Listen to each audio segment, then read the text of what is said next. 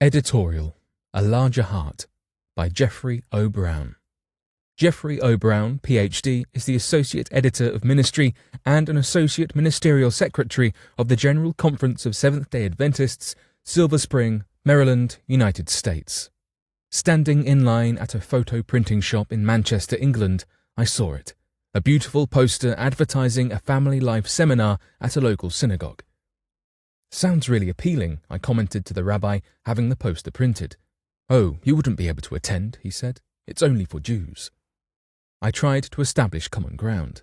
"I am doing a doctorate in family life education. This would really interest me." He wasn't buying it. "It's only for Jews."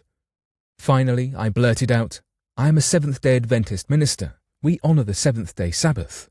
He looked at me and said these words, quote, "You cannot select which principles of the faith you will honour and which you won't. It's a complete package, not a smorgasbord." End quote.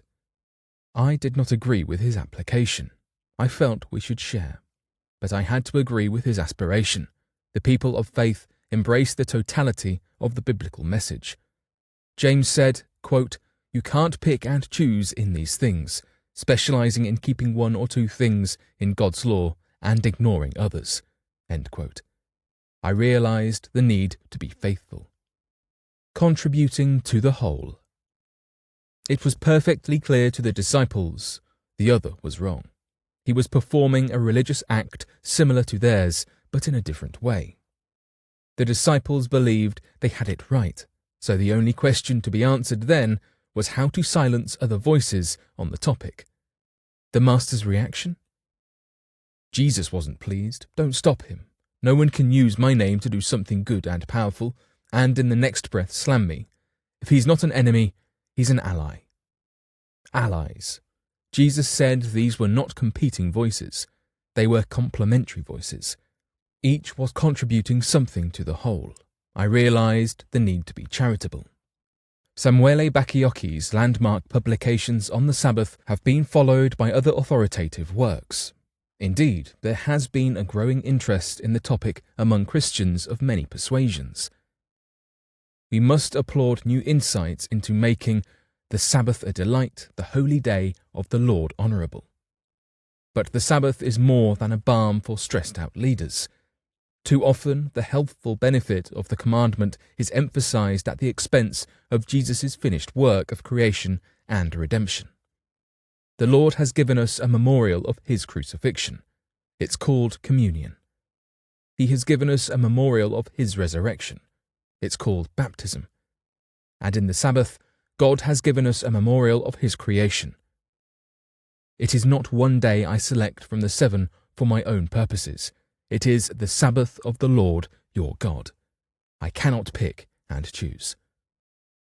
Discovery of the truth.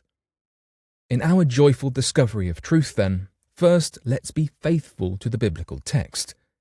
When I bumped into Matthew chapter 15, verse 9, my teenage life took a different turn. And in vain they worship me, teaching as doctrines the commandments of men.